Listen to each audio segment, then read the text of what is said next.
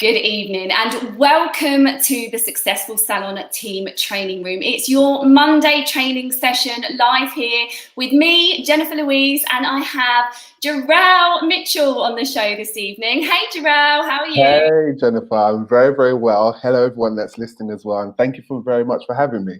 Oh, you're super welcome. I've been so pumped for this interview today. Been looking forward to seeing your face.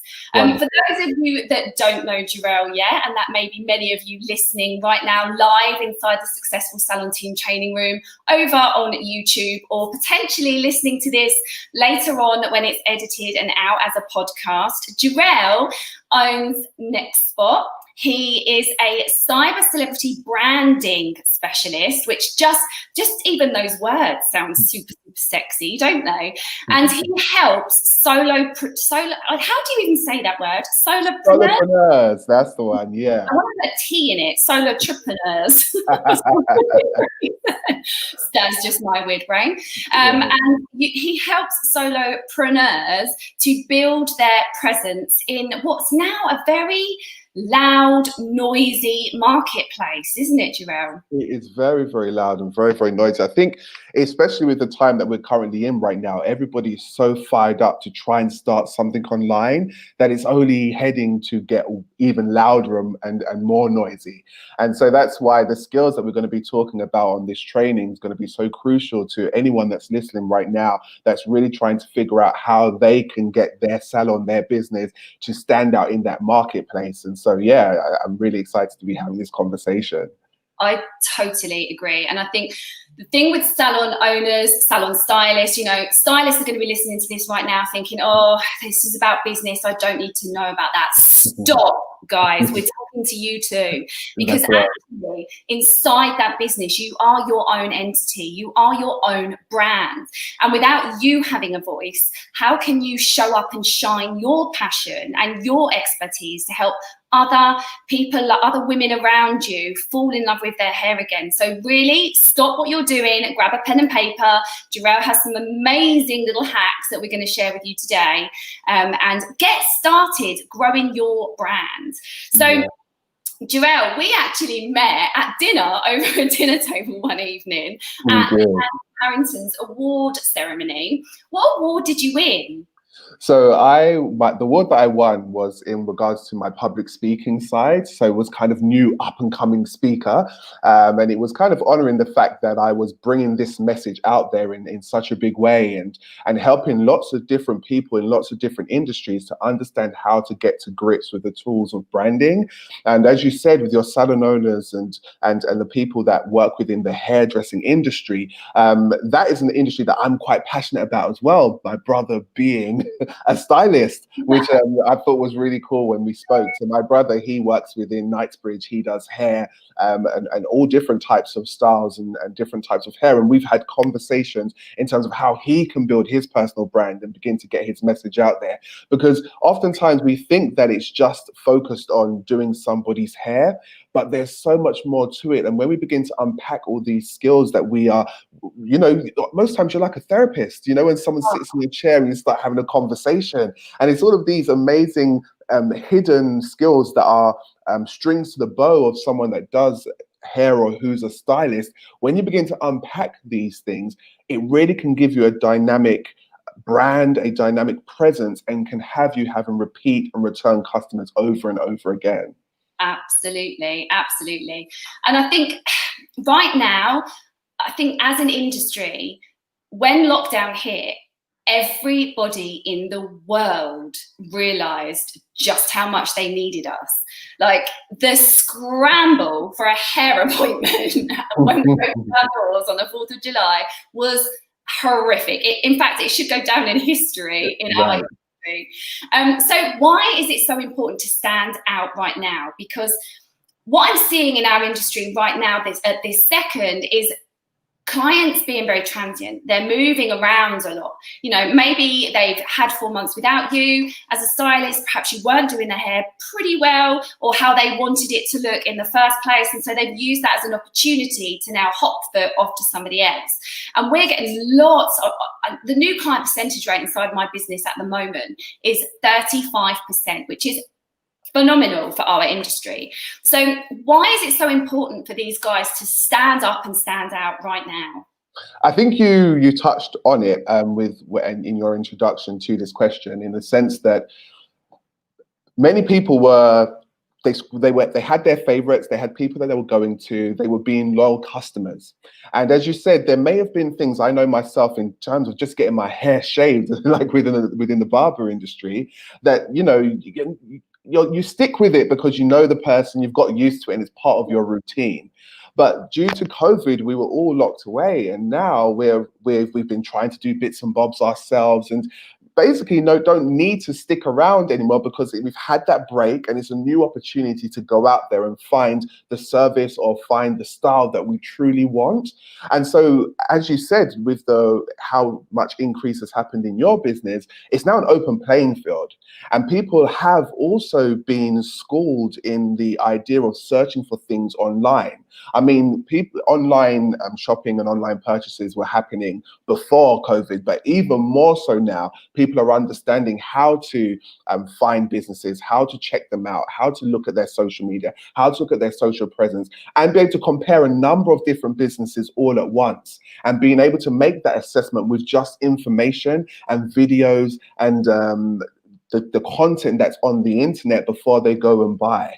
And so being able to really stand out, being able to understand what makes your service special is what I call your secret sauce.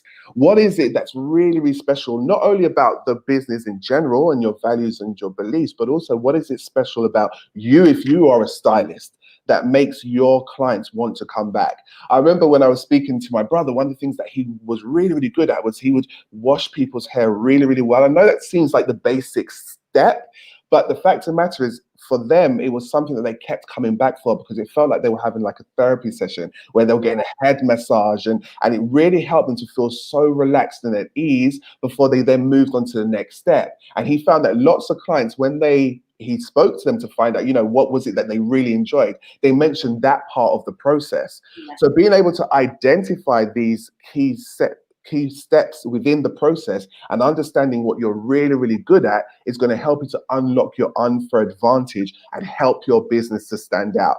Because again, it's about educating people about their hair.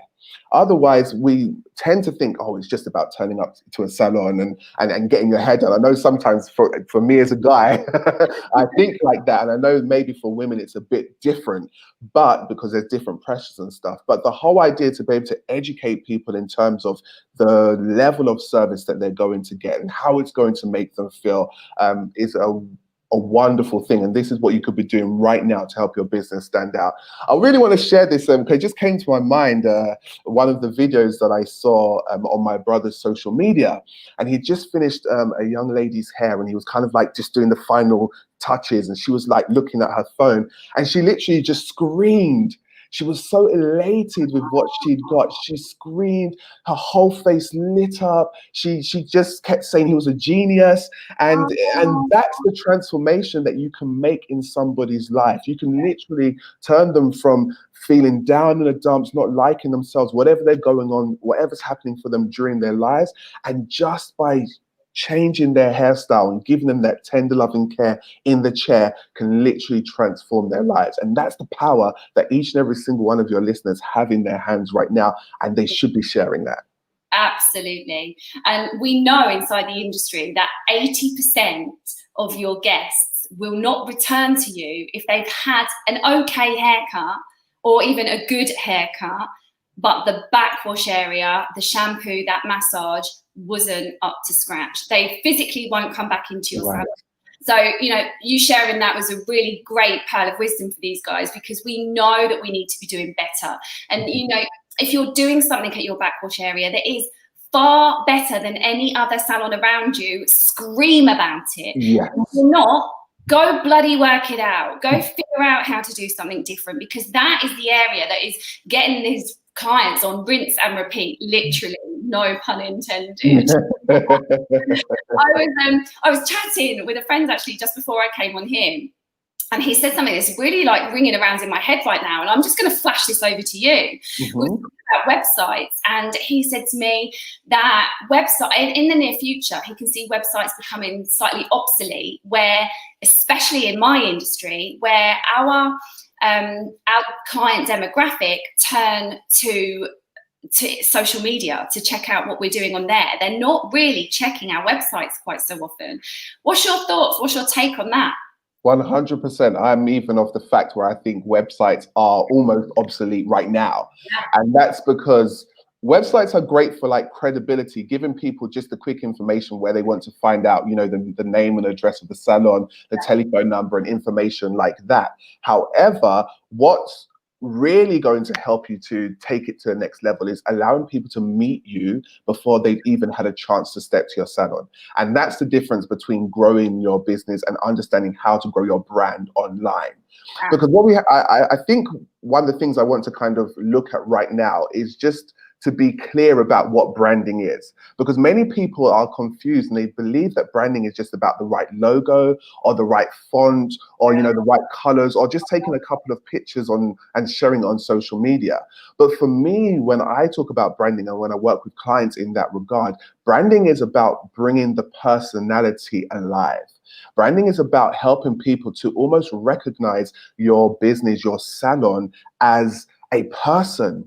Because let's face it, people like to meet people. They like contact. It's really strange this time being in COVID where we've been told that we can't socialize in big groups and all of this kind of stuff, because on a deep level, we are social beings. Yeah. And so we like that contact.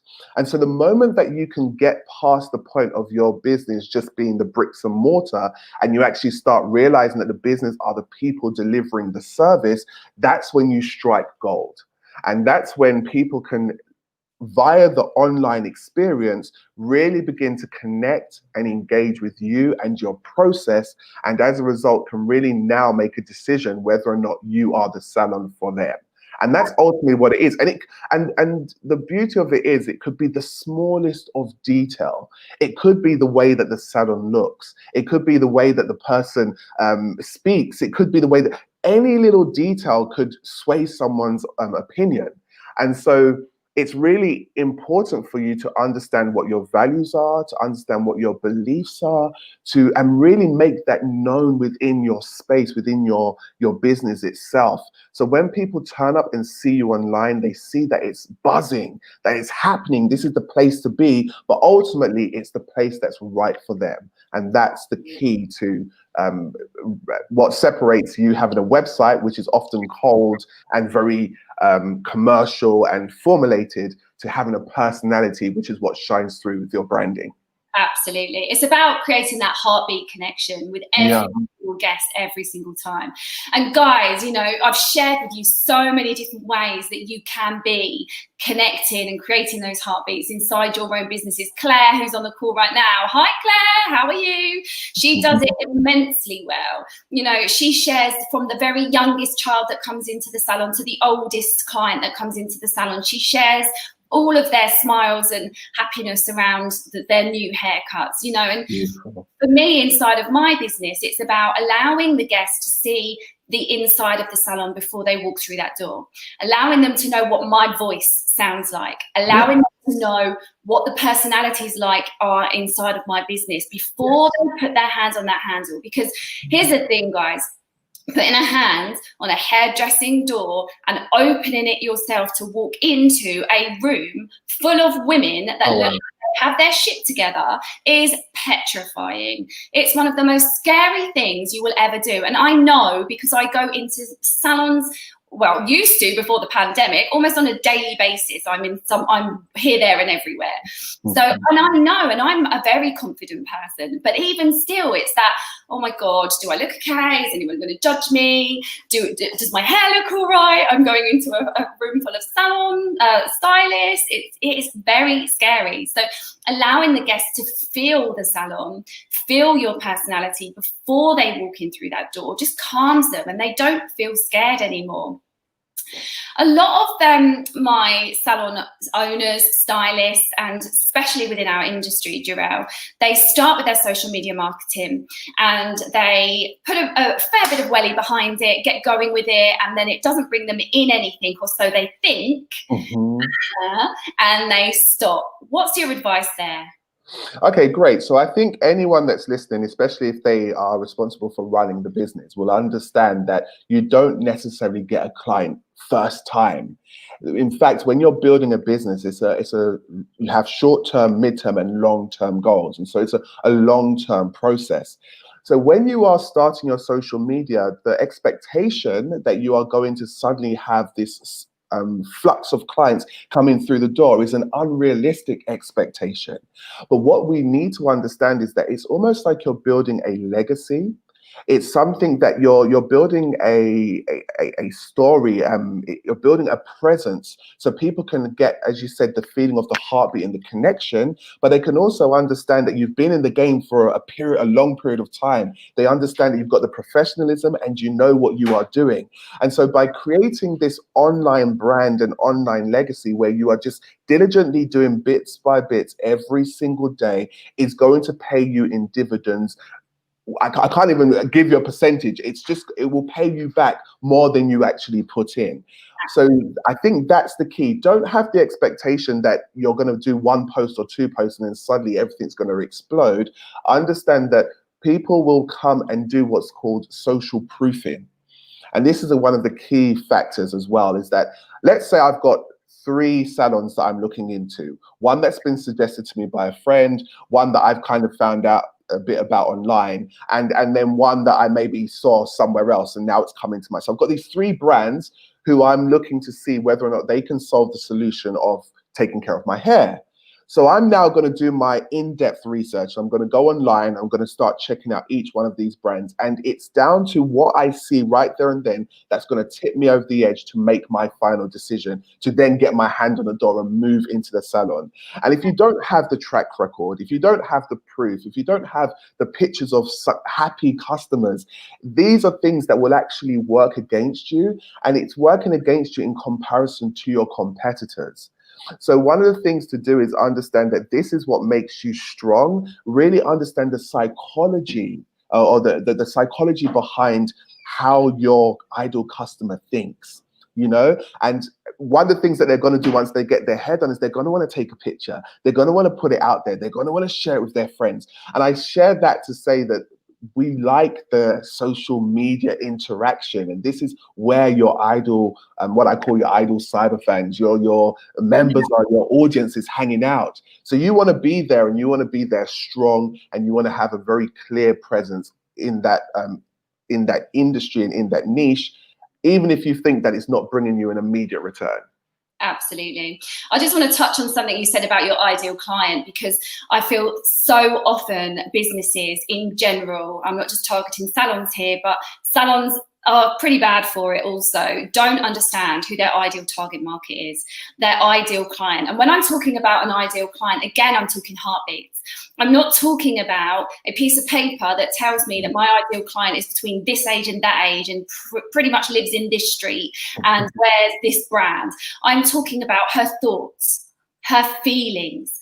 How does she shop? Why does she shop there? I don't want to know that she shops in Waitrose. I want to know, what is it that Waitrose does that makes her tick? And what does she find that's important inside of Waitrose that I can recreate in my business, so that there's a little bit of magic of all the places that she absolutely adores woven into my business. And I think, you know, we were all told, this is nothing new, guys. I'm not telling you guys anything new on this call tonight. We were all told the minute we opened a business, go figure out who you're selling your thing to. And we all went, that's a bit too hard work. I'll do that later. I need to find clients, which is the exact wrong thing. We should have worked it out in the beginning. So if you haven't worked out who your ideal client is, I urge you, before you do anything else in your business, because you are literally just throwing spaghetti at a wall right now, go and figure it out. And if you need any help, I have an amazing course called Find Your Sue, which I will give you the access to. You can come and take the course with me, and figure that stuff out so that you can start marketing directly to the person you want to speak to, not the thousands that are on your page or seeing your post, because they're not all your ideal client. And the thing is, when you get your ideal client niched that right, I've got clients that drive for over an hour and a half to come and have a haircut with me because of one post they have seen on Instagram that spoke directly to them. And that's the kind of magic, the cyber celebrity post that we want to be creating, guys. So put some effort in and figure out who your ideal Sue is. Yeah, I'd love to touch on that very quickly as well, just to add two more things. And it's really understanding her pain points, or their pain points. And when I talk about the pain points, it's like, well, why are they getting their hair done in the first place? You know, what are they trying to change? You know, understanding those deep details about them will help you to be able to create those messages that really speak and connect. And it means delving below the surface, because it's all well and good just to show a hairstyle, but it's about understanding that maybe this person's not confident. Maybe doing their hair is the one thing that they do to pamper themselves. You know what I mean? And so when you understand that, you can create a message which speaks to that need that they have. And the moment you can connect the right need to the right audience member, that's when you strike gold, along with everything else that you're saying. And another key thing is their objections. Why do you think that they wouldn't want to come to your salon? If you can preempt the objections and then speak straight to the skepticism that they may particularly have, then it's almost like you are inside their head and you can literally speak someone from not choosing you into choosing you. And it's just about putting a little bit of that work in. Yeah, I think people only buy something for one of two reasons. It's a want or a need. I need to peel some potatoes, therefore I need to buy a potato peeler. Very unexciting purchase. Whoever wants to part with money for a potato peeler, or tires, cars. I hate spending money on cars. Or it's a want. And like you've just said, the pain points and the psychology behind the want will be, I want to feel something. I want to feel good. I want to feel confident. I want to feel liked, loved, amazing, whatever that word is inside of their head. If we know that, and we are, like Jor'el just said, we are talking through that pain point with them, almost like we're sat there with them, chatting over a glass of wine, they will buy into you and your business and come and have their haircut with you. And they will be raving fans because you're helping them achieve what they want out of life. That's all anybody ever wants, to achieve what they want out of life. And if your brand can do that, you gain a raving client. And the thing is, the ladies on this call right now are doing it. They do it every time someone sits in their chair. They have the conversation. They know what their clients talk about. They help them through the problems. And these are just skills that you just do because you think you're having a conversation.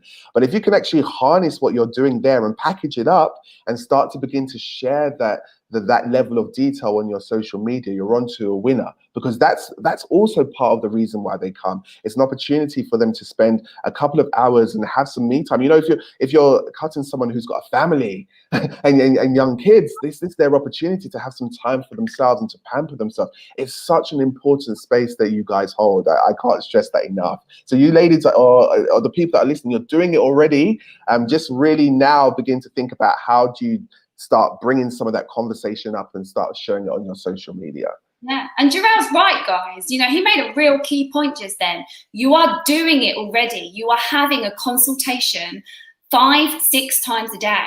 What you say in that consultation could be literally lifted out and put into a post on Facebook or a post on Instagram. And that is where the real money lies. That's the money conversations that we want to be having with guests, to connect directly to their heartbeats, to their desires, their wants, their dreams, their goals. So, Jor'el, I am the queen of organisation. Not trying to blow my own trumpet, but how do you organise your your Instagram, Facebook content strategies?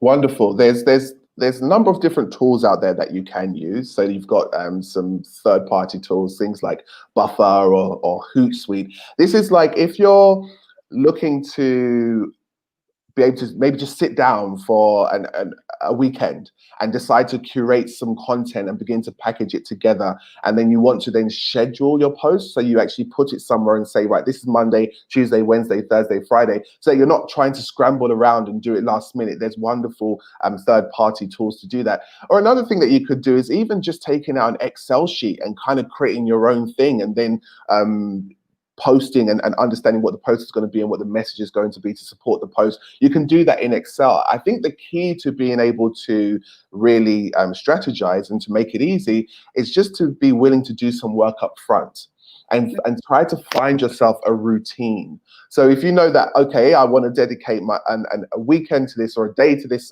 a month, then find that day, dedicate that day, and then begin to curate the posts that you're going to be doing throughout that month on that day. I also think that the tools within the software itself, like on Instagram, you've got like stories and you've got lives, and these little things can be really useful for you. Even if you've not been able to schedule something, you could actually just do it live and on the go. And it's such a great way to showcase what you do, because it literally gives behind the scenes. And that's the thing with this, is that sometimes we can get lost in perfection. And this can hold people back, and this can stop people from being organized because they want everything to be perfect. But if you're using something like a Facebook story, an Instagram story or a Facebook story, it doesn't have to be perfect. In fact, it's designed and people are used to it being behind the scenes. So it means that you could even just curate content for maybe 3 days a week, and then for the other 2 you could just do a bit of off the fly kind of journaling about what's going on inside the salon itself. I think the key to it is just making sure that you understand that people want to know the experience and they want to understand the feeling, and it's not about just thinking that someone's interested in how much it's going to cost and how long it's going to take, but they want to feel the environment. And once you begin to understand that, it will help you to become organized. But I'll say the biggest tip is find your time during the week or during the month and stick to that every month. Yeah, I batch create. So yeah. I batch create I do an afternoon for the Successful Salon Club, and I do an afternoon for Obsession Salon. And so that's 1 day a month, and then that's me absolutely done. And it's really interesting because whenever I ask this question to a man, I hear sweet, or what was the other one you said? Buffer.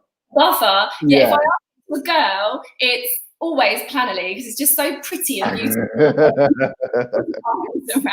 Guess what I use? Absolutely Planoly.